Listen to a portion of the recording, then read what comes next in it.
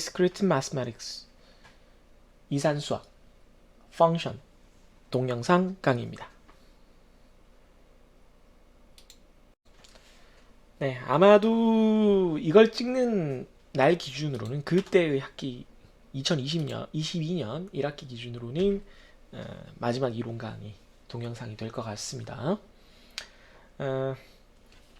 마지막 동영상 강의를 찍으면서 이제 주제 자막을 신중하게 골랐는데 재미있는 걸 골라야 되는데 이제 제가 관심 있는 걸 고르다 보니까 좀 이렇게 흥분을 하면서 계속 이 얘기를 하고 있는데 반지성 아니 반상식의 시대에 관한 그 인터넷에 이게 상식이야? 라고 이제 되레 발끈하는 그런 10대 논란들을 모아서 보고 있습니다. 한 3개 정도 남았고 제가 또 다른 것도 찾긴 했는데 한번 같이 보도록 하죠. 맞아. 울릉도 위치 모르는 게 이상한 거야? 친구랑 얘기하다가 친구가 명이나물 먹고 싶다 그래서 그럼 비행기 타고 울릉도 가든가 이랬는데 울릉도 가는데 비행기를 왜 타냐 하길래 아 배만 타면 되는구나 하고 대충 제주도 근처에 있는 거 아니야? 라고 물었더니 친구가 갑자기 이상한 표정을 짓더니 너 장난치는 거지? 이러면서 모르면 간첩이라는 둥 그런 식으로 말하는 거야. 내가 기분이 좀 나빠져서 진짜 어딘지 몰랐는데 나보고 간첩이라는 거야? 좀 기분 나쁘다 이렇게 얘기했더니 그럼 무식한 거라고 왜 네가 화를 내냐면서 이상한 사람으로 몰더라. 그거 시작으로 싸우고 집에 왔어. 나 진짜 학교 다닐 때 한국지리 배운 적도 없고 우리나라가 남해안 근처에 섬이 많은 건 알아서 그렇게 말한 것뿐인데 이렇게 무식하다 소리까지 들을 일이야? 좀 억울해서 익들은 어떻게 생각하는지 물어봐. 이게 또 인스티지 같은데 어, 꼭 반드시 그런 건 아니지만 여성 커뮤니티들은 어, 자기와 똑같은 의견을 가진 사람들을 찾을 때 이제 공감을 많이 얻으려고 하고 남성 커뮤니티들은 이제 어떤 평가를 통해서 내가 이 정도 범위 안에 허용될 수 있는 범위 안에 있는지를 이제 좀 수치화해서 파악하려고 하거나 아니면 아예 그냥 진짜 남자들이 노는 것처럼 나 바보네 뭐 이런 식으로 그러면 이제 바보라는 비난을 듣거나 뭐 이런 식으로 됩니다. 좀 다구리가 심하긴 하죠. 아무튼 울릉도가 어디 있느냐는 상식이죠. 이게 어떻게 상식이 아닙니까? 왜냐하면 울릉도도 울릉도지만 울릉도 옆에 우리가 늘 그렇게 입을 모아 외치는 독도가 있잖아요. 울릉도 동남쪽 백길 따라 200리인데 네, 제주도 옆에 있지는 않죠. 그리고 남해안 근처에 섬이 많은 건 안다라고 해도 제주도 근처에는 그렇게 섬이 많이 있지가 않아요. 그러니까 한국지리 안 배웠다는 얘기를 왜 이렇게 많이 쓰는지 모르겠는데 그 우리나라의 각 지역 특산물을 군 수준으로 초등학교 때 다 배웁니다. 그걸 다 알아야 되는 건 아니지만 초등학교 때 배운다는 얘기예요. 초등학교 때. 자꾸 뭐 안 배웠다는 걸 핑계로 드는데 배웠어요. 그걸 다 기억하라는 얘기를 하는 게 아니에요. 모든 걸 어떻게 다 속속들이 기억합니까? 그걸 핑계로 쓰지 말라는 거예요. 그걸 핑계로 쓸 수가 없어요. 우리나라 교육과정이 그렇게 허투루 만들어져 있지 않습니다. 얼마나 많은 분들이 고생해서 만드셔가지고 여러분들의 하나의 인간으로 맹글어서 사회에 내보려고 얼마나 노력을 하시는데 그렇게 밤마다 노력을 하시는데 나 안 배웠는데 이러는 거는 올바른 태도가 아니에요. 진짜 재학생 이제 한 대 줘받고 싶을 정도로 그러면 안 됩니다. 다음 거 보죠. 경상도와 전라도네요. 경상도 전라도 위치 아는 거 상식이라고 생각해? 점점 심각해지는데요. 지도에서 경상도 전라도가 오른쪽인지 왼쪽인지 아는 거. 난 상식이라고 생각했는데 친구가 몰라서 충격. 인서울 대학생인데. 심각하네요. 점점 심각해지는 것 같아요. 그죠? 10번도 비슷한 거라서 한번 같이 보겠습니다. 전주 모르면 무식한가요? 전 지금 인천 살고 있는데 20년 넘게 서울 살다가 대학 때문에 인천으로 내려왔거든요.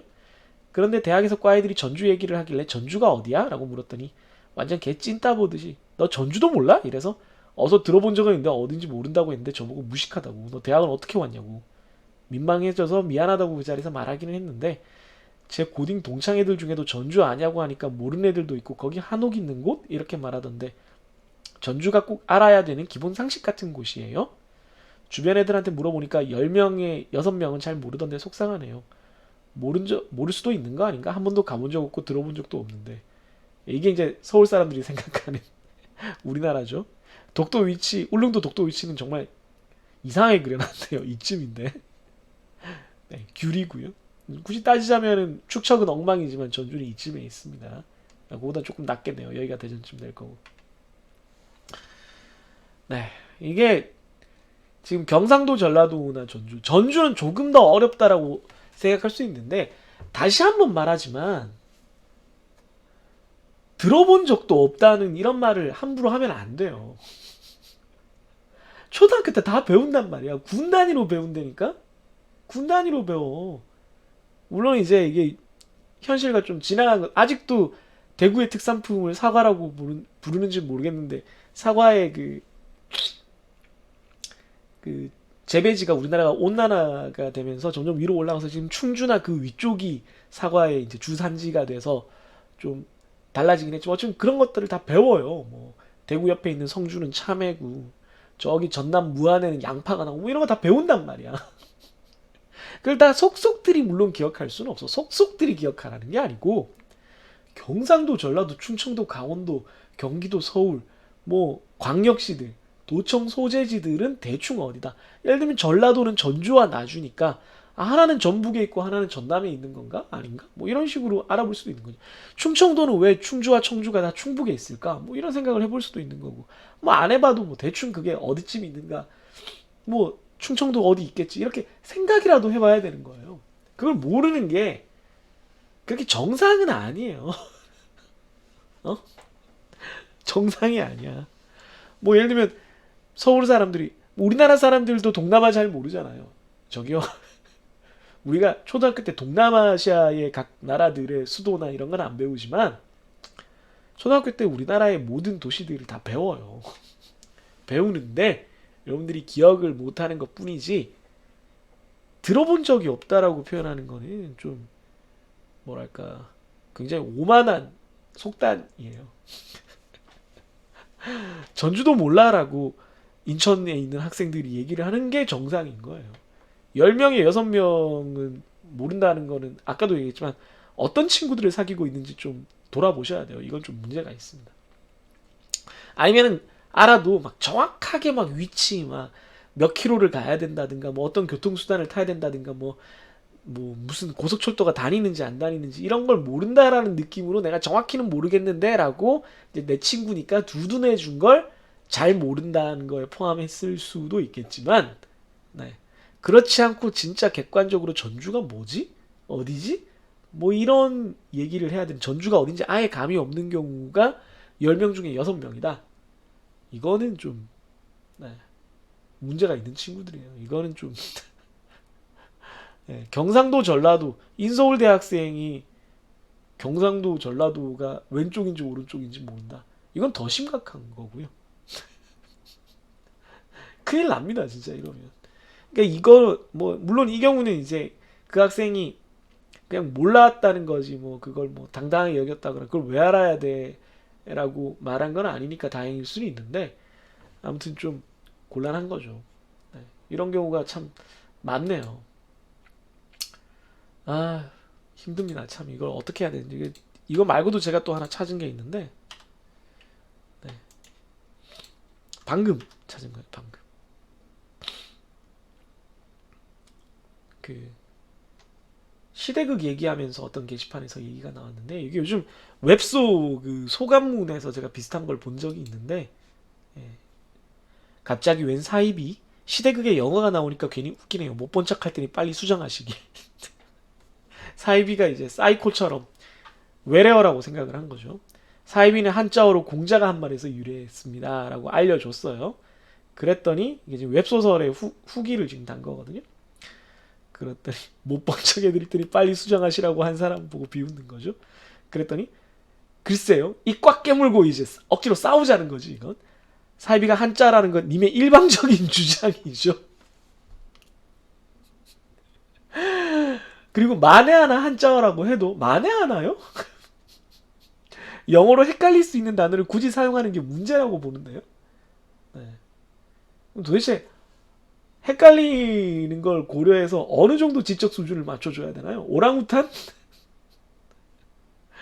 네, 이분은 소설 읽으시면 안 돼요. 제가 이런 걸 그전에도 하나 본 게 뭐가 있냐면은 그 우주에서 있었던 우주를 무대로 그 벌어지는 SF 소설인데 그 SF 소설에서 지구력이 떨어진다. 지구력이 떨어져서 좀 위험하다라고 했더니 이제 댓글로 지구가 아닌데 왜 지구력이냐.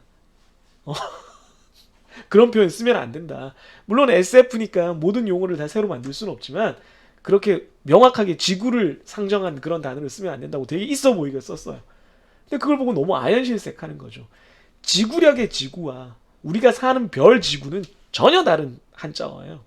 아니 생각해보면 뜻이 전혀 다르잖아. 지구는 땅지자에 공구자예요. 우리 땅이 둥그렇다는 뜻이에요, 그냥. 그 다음에 지구력은 오랫동안 유지된다 하는 거예요. 그러니까 전혀 다른 거야. 그러니까 그걸 모를 수 있어. 근데 검색을 한 번만 해보고, 그러니까 옛날 같으면은 그게 헷갈렸을 때 제가 대학교 들어가기 전에 중고등학교 때 뭐 전자사전이 있긴 했지만 헷갈리는 영어 단어 같은 거나 약어, 특히 영어 약어 같은 거를 드라마나 뭐 아니면 어떤 서적 같은 데서 만나면 영어 사전에도 없기 때문에 너무 답답했었어요. 그 전문 용어 사전을 다 따로 찾아봤어야 돼. 요즘 그런 건 네이버 구글에 치면 다 나오죠. 하물며 지구력이나 사이비 같은 단어는 자기가 긴가민가 하면 그냥 검색해보면 되는 거잖아. 예, 이런 건 핑프라서 그렇다고 해야 될지 왜 그런 건지 모르겠지만, 네, 하여튼 좀 답답합니다. 우리 학생들은 이런 태도는 아니기를 바랄게요. 내가 잘 모를 수 있다라는 생각을 하고, 저도 늘 그렇게 생각해요. 특히나 저는 20대인 여러분들을 이해하기 위해서 게시판들을 보면서, 아, 요런 개념은 내가 좀 낯선데 이게 뭐지? 그러면 뭐 검색해봐요. 뭐 구글도 검색해보고, 나무위키도 검색해보고, 뭐 여기저기 짤방들도 좀 구해보고, 그래서 아 이게 내가 막 마냥 오해할 게 아니고 그냥 뭐 요런 문화가 있는 거구나 라고 이해하려고 애를 써요. 왜냐면 제가 잘 모르는 여러분들의 입장을 좀 알아야 되니까. 공부라고 하긴 좀 그렇지만 어쨌든 내가 모르는 거니까 함부로 이제 속단하기 좀 곤란한 것들이 많이 있죠. 그런데 하물며 지식에 관한 거는 그냥 찾아보면 해결되는 건데 왜 그렇게 용감하게 함부로 속단을 하고 난 들어본 적 없는데 필요 없는데 뭐 이렇게 얘기를 하는지. 수학을 가르치는 교수라서 더 그렇게 생각할 수도 있어요. 수학 이거 배워서 어디다 쓰나요?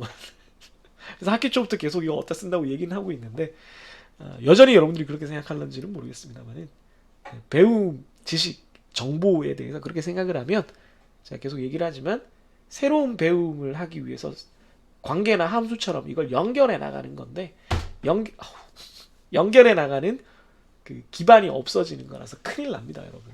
네. 새로운 뭔가를 습득할 수가 없어요. 진짜 내가 알고 싶은 걸 습득하려고 할 때 이해 능력이나 학습 능력이 굉장히 떨어지는 사람이 됩니다. 네. 그렇게 되지 않기를 여러분들 간절히 기원합니다. 기도할게요.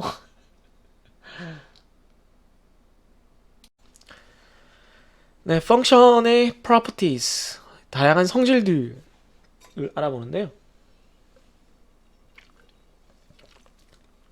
뭐 이제 인젝션, 설젝션, 바이젝션 알아보고 나서 그 다음에 이제 알아보는 게 보통은 이제 인버스 같은 것들은 아이덴티티 펑션 나오고 바로 나올 수 있는 건데 그 릴레이션 때 생각하면 왜 이게 이제 나오느냐 이유가 있어요. 인버스 펑션은 여기서 여기까지만 보면 그게 이제 반대로 된다. x에서 y로 가는 걸 y에서 x로 보낸다. 반대로 되니까 이게 뭐랑 비슷하냐면 그 릴레이션 때의 인버스랑 비슷해요. 그런데 뭐가 달라지는 거냐 하면 그 반대 방향의 함수도 여전히 함수여야 돼요. 반대 방향도 함수여야 하기 때문에 y에서 x로 갈 때도 모든 원소가 다 그 연결선을 내보내야 되고 모든 원소가 하나씩만 연결선을 내보내야 돼요. 그러려면 이 f와 그거의 역함수 f 인버스가 모두 다 바이젝션이라야지만 가능해요. 이걸 그림으로 볼게요. 지금 원래 함수 f가 이렇게 생겼어요. 네, 그래서 y equal fx 이런 형태가 되는 거죠. 그랬을 때 만약에 이게 바이젝션이 아니고 예를 들어 인젝션 성질을 어겨서 하나가 이렇게 두 개가 같은 곳에 도착을 했다라고 하면 역함수를 그릴 때 문제가 돼요. y1이 이렇게 두 개를 가게 되잖아요. 그러면은 역함수를 그렸을 때 한 점에서 두 개가 출발하니까 이거는 함수의 정의에 부합하지가 않죠. 그죠? 그렇기 때문에 이 원래 함수 f는 반드시 인젝션이라야 돼요. 예. 서로 다른 데에다가 다 도착을 해야 돼요. 게다가 surjection이어야 되는 이유는 만약에 여기에 y5가 있는데 우리가 사용하지 않은 거라고 칩시다. 그럼 surjection이 아니게 되죠, f가. 그럼 만약 이 상태로 역함수를 만들면 또 뭐가 문제가 돼요? y에서 x로 이렇게 가야 되는데 y에서 x로 가야 되는데 y5는 갈 데가 없죠. 어디로 갑니까? 연결선이 없잖아요. 갈 데가 없기 때문에 이 역함수가 함수가 될 수가 없어요. 역방향이 함수의 정의에 부합하지 않아요. 그렇기 때문에 역시 원래 함수 f가 surjection이어야만 합니다. 그러니까 역방향이 함수가 되려면 원래 함수가 인젝션이자 surjection이 돼야만 해요. 그러니까 바이젝션이어야만 해요. 반대로 f의 역함수 쪽을 살펴보면 이쪽으로 가는 거죠. f의 역함수는 x는 f의 역함수에다가 y를 넣는 거죠. 형태가. 예. 여기 있습니다. 형태는. 그러면 이 함수의 f의 역함수의 역함수는 다시 f일 거거든 란 말이죠. 네, 당연히.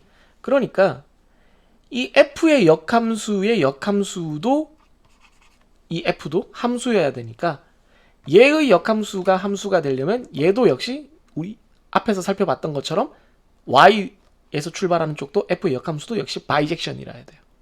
그러니까 f는 f-1이 그러니까 f는 f의 인버스 얘가 함수가 되게끔 하기 위해서는 f가 바이젝션이라 해야 되고 f의 인버스는 f가 함수가 되게 하려면은 f의 인버스가 바이젝션이라 해야 돼요. 그래서 결국은 둘 다 바이젝션이라야 된다라고 할 수가 있습니다. 이해되셨나요? 네, 그것만 알아두시면 돼요. 네.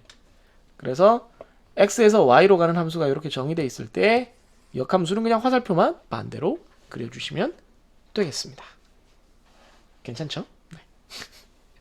그래서 요거에 대한 예를 한번 볼게요. 우리가 계속 주구장창 보고 있는 실수에서 실수로 연결되는 f라는 함수 fx가 2x 플러스 1일 때 역함수는 y가 2x 플러스 1이니까 아까 우리 surjection 볼 때 이렇게 x는 이렇게 정의를 했었죠. x는 y-1을 2로 나눈 형태가 됐었죠. 그러니까 이걸 함수 형태로 정리하면 f의 역함수는 y라는 입력값을 받았을 때 여기가 잘못됐네요. 죄송합니다. 2의 y-1이 이렇게 되는 그런 경우입니다. 오타가 좀 있네요. 제가 다른 강의 자료 몇 개를 좀 만들어놨다가 썩는 바람에 여기 좀 예제가 오타가 있습니다. 수정하도록 할게요. 그래서 역함수를 구하라 그러면 이런 형태로 적어주시면 됩니다. 간단하죠? 별로 이 페이지 그렇게까지 많이 어렵게 다룰 게 없어요. 펑션의 컴포지션을 보겠습니다. 컴포지션 펑션 혹은 컴포지션 of 펑션 이렇게 부르는데요. 컴포지션의 정의를 보시면 그 한국말로는 이걸 뭐 합성 함수라고 불러요. 함수의 합성 혹은 합성 함수. 글자 참 열심히 썼는데 이렇게 찌그러지면 기분이가 안 좋죠. 합성 함수라고 합니다. 비읍이 미음처럼 보이냐? 아무튼 합성 함수는 이제 함수가 두 개 있을 때 그걸 섞는 건데 주의하실 게 f도 있고 g도 있는데요. x는 y''이 되고 y는 g가 되는데 이제 y''보다 y가 더 커요. 그건 요즘 그림으로 잠시 후에 옆에서 설명을 드리고요. 그랬을 때 g와 f의 합성 함수가 이제 이렇게 가운데가 빈 동그라미로 이렇게 표시가 되는데 g 컴포지션 f 이렇게 부르고요.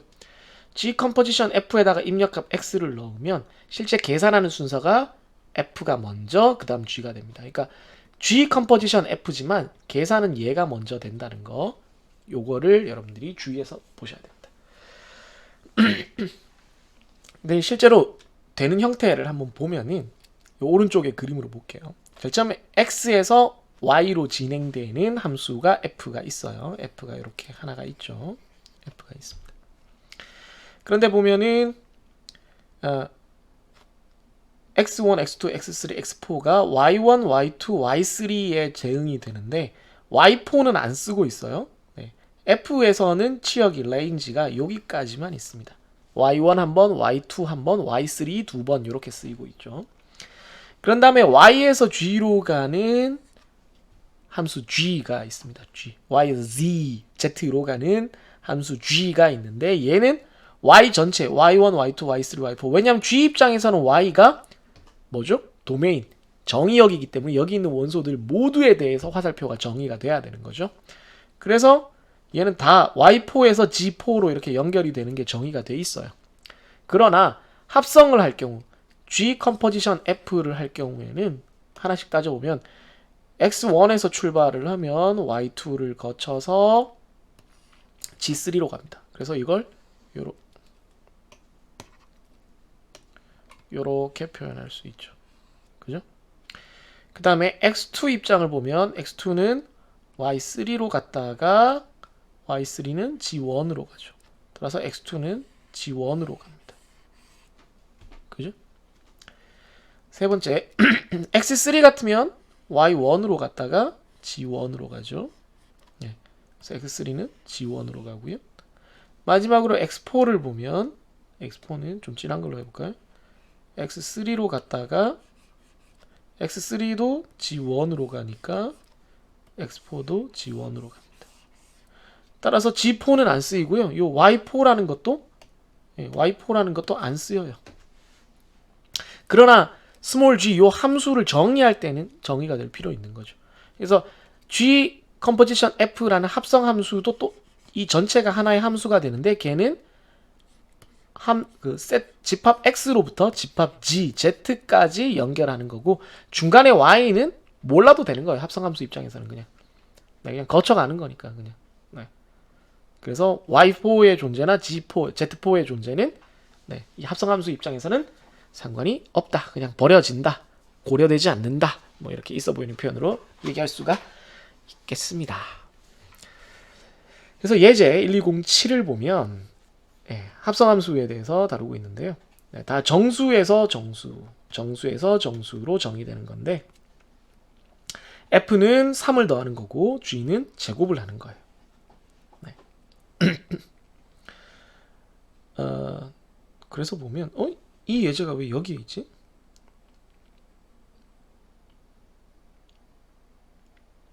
네. 아 맞다. 죄송합니다.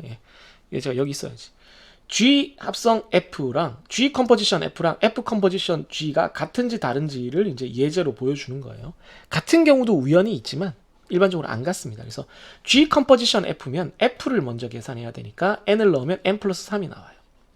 그런 다음에 G는 그걸 제곱하는 거니까 N 플러스 3에다가 제곱을 하니까 N제곱 플러스 6N 플러스 9가 됩니다. 그런데 F 컴포지션 G를 하면 G를 먼저 계산한다는 뜻이잖아요. 그럼 GN을 먼저 계산하면 N제곱이 F에 들어가게 됩니다. 그러면 F라는 함수는 3을 더하는 거니까 N제곱 더하기 3이 되죠. 그러니까 이게 두 개가 다르죠. 보통 컴포지션 함수는 순서에 따라서 다른 결과가 나옵니다. 네, 그렇게 이해를 해두시면 되겠습니다. 그 다음 밑에 뭐 정리가 있는데요. 아이덴티티 펑션, 항등함수가 적용이 됐을 때 컴포지션은 어떻게 되느냐? 컴포지션을 앞으로 하건 뒤로 하건 순서에 상관없이 함수 그 자체가 나오고요. 만약에 함수와 그 역함수를 컴포지션을 해버리면 항등함수가 나와요. 제자리로 돌아올 거 아니에요. 모든 그 원소들이. 이 경우는 역함수가 순서가 바뀌어도 상관없어요. 왜냐하면 F 인버스를 우리가 G라고 쓰면 F는 G의 인버스가 되거든요. 그러니까 이렇게 되는 건 G랑 G의 인버스라고 쓰는 거랑 똑같으니까 이거랑 똑같은 거니까 역시나 아이덴티티가 나오겠죠. 그죠? 네. 그렇게 이해를 하시면 됩니다. 뭐 합성함수 부분은 조금 예제 1207보다도 조금 더 복잡한 만약에 함수 형태가 제시되면 약간 헷갈릴 수는 있겠습니다만은 뭐 여전히 어렵지는 않습니다. 사실은 이 합성함수를 볼 때 우리가 인젝션의 합성함수가 인젝션이 된다라거나 서젝션이 된다거나 바이젝션이 바이젝션이 된다거나 뭐 이런 것들을 따지는 게 좀 바이젝션과 서젝션이 합치면 어떻게 되느냐 뭐 이런 것들을 따지는 게 좀 어려운 문제가 될 수 있는데 그런 정리, 그런 따름 정리들은 지금 이번 학기에는 다루지 않고 있어가지고 뭐 보완 동영상을 제가 언젠가 또 만들 수는 있겠지만 아무튼 거기까지 가지는 않도록 하겠습니다. 마치 선심 쓰는 것처럼. 네. 함수 펑션 강의 자료의 마지막 페이지인데요. 컴포지션의 프로퍼티를 좀 보도록 하겠습니다. 합성함수의 성질들인데요.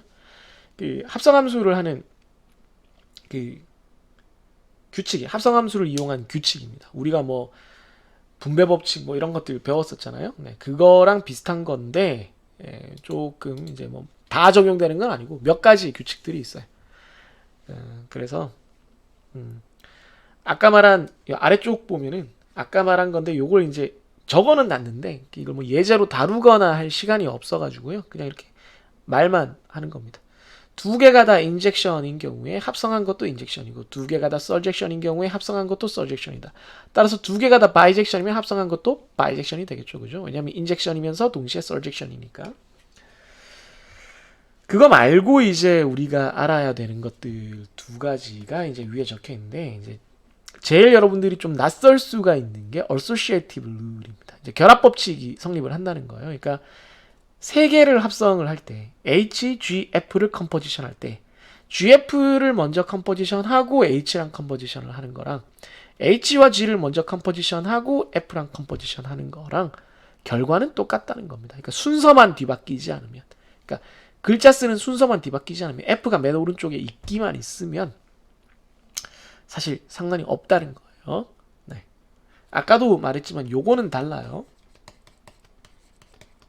이거는 다릅니다. 네, 그래서 commutative law는 적용되지 않는데 associative rule은 적용이 되기 때문에 그게 조금 여러분들 헷갈릴 수가 있습니다.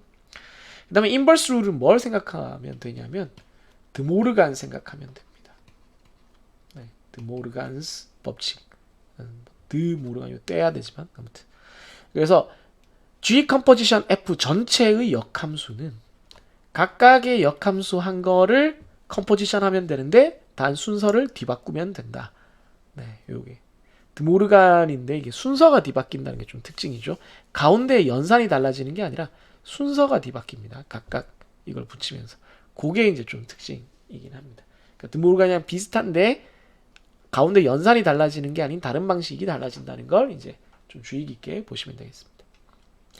그래서 다른 거 예제를 다 우리가 다룰 수는 없어가지고 좀 분량의 제한이 있어서 제가 더 길게 하면 여러분들이 더 싫어할까. 저는 이미 이것만 해도 좀 오버가 됐는데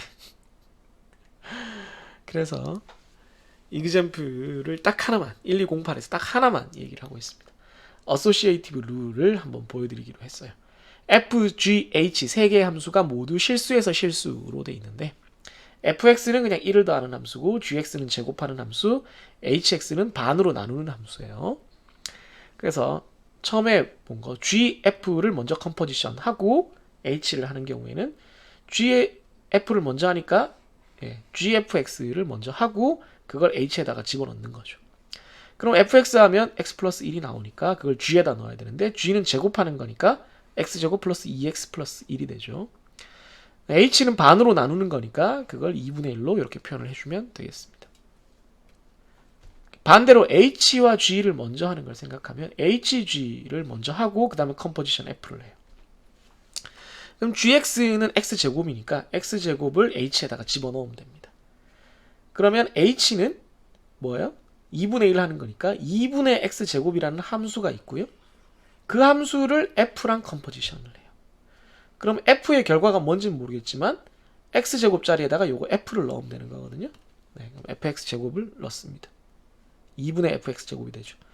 근데 fx가 x 플러스 1이라고 했으니까 그 자리에 x 플러스 1을 넣어주면 x제곱 플러스 2x 플러스 1이 나와서 두 개가 같죠. 따라서 어소시에이티브 룰이 이 예제에서 성립을 한다라는 걸 확인을 했습니다.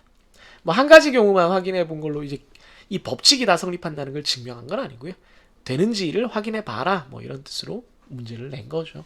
네. 그래서 요 정도로 제가 지금 최대한 함수 형태를 좀 간단하게 만들어서 좀 덜 헷갈릴 텐데 함수가 약간 더 지저분하면은 여러분들이 풀다가 좀 계산 미스를 하고 그럴 수도 있기는 해요. 네, 주의하기를 바랍니다. 네. 마지막 강의 자료 펑션의 마지막 페이지는 토이스토리에 나오는 짤방을 이용한 밈인데 펑션 everywhere 함수들이 온갖 곳에 있다는데 실제로 우리가 사용하는 모든 기계들은 함수 형태로 되어 있는 거예요. 자판기 얘기를 들었지만 자판기에 버튼이라는 입력값을 누르면 각 버튼에 해당하는 출력값 음료수가 나오게 되어 있죠. 그것 말고도 키보드를 누르면 각 키는 어떤 출력값을 도출하고요. 그래서 모든 건 다 입력에 따른 출력 구조로 되어 있어서 모든 우리가 사용하는 기계나 컴퓨터 앱이나 뭐 이런 것들이 다 함수 형태로 되어 있습니다. 그래서 제가 밑에 썼지만 surprisingly true 놀랍게도 사실이다. 놀라울 만큼 사실이다. 뭐 이렇게 제가 썼는데 함수에 대해서 잘 이해하는 것은 여러분들이 컴퓨터를 잘 이해하고 더 나아가서 컴퓨터 코딩을 하거나 컴퓨터 프로그램 혹은 컴퓨터에 관련된 앱 도구들을 활용해서 분석을 할 때 아주 중요한 개념입니다. 이걸 잘 이해하고 있어야 돼요. 그래서 뭐 중요성을 다시 한번 강조하면서 페이지를 닫는 거죠. 뭐. 네, 수고 많이 했습니다. 네, 여러분들 수고 많이 하셨습니다. 그리고 나님도 수고했고요. 긴 학기가 뭐 이후에 또 보완 동영상을 제가 찍었을지는 모르겠지만 어쨌든 이걸 찍는 학기 기준으로는 긴 학기가 끝났습니다. 긴 학기가 끝났고요. 여러분들에게 도움이 되는 한 학기였기를 바라고 무엇보다 가능하면 덜 지루하고 좀 여러분들이 자율적으로 공부를 할 수 있게끔 도와주는 그런 교과목 운영이었기를 바랍니다. 대학 공부라는 것이 개인의 어떤 노력이나 관심에 따라서 큰 편차를 가져올 수 있기 때문에 선생님 입장에서는 그 잘하는 학생이 큰 편차로 더 높은 성취를 갖는 것도 당연히 바람하지 않지만 그러지 않는 그 관심과 노력이 좀 부족해서 따라오지 못하는 학생들에게 어떻게 하면 관심을 좀 더 끌 수 있을까를 고민을 하게 됩니다. 어쩔 수 없죠. 네. 그래서 그 양갈래길에서 균형을 잡기 위해서 항상 고민하고 노력합니다만은 얼마나 잘 됐을지는 모르겠습니다. 또 여러분들이 많은 의견을 준다면 그걸 바탕으로 항상 조금 더 나은 선생님이 조금 더 나은 강의가 될 수 있도록 노력하도록 하겠습니다. 많이 질문해 주시고요. 아마 기말이 다가오니까 이제 슬슬 본격적으로 좀 질문이 들어올 것 같기는 한데 네, 선생님이 인기 있어지는 몇 안 되는 시점이죠. 여러분들이 공부 열심히 하셔서 좋은 결과 있기를 바라겠습니다. 그럼 여러분 시험 시간에 만나거나 아니면 혹시나 다른 보안 동영상이나 재밌는 동영상을 제가 제공하게 되면 그때 만나도록 하죠. 수고 많았고요. 즐거운 한 학기 마무리 그리고 방학 준비 되기를 바랍니다. 안녕히 계세요.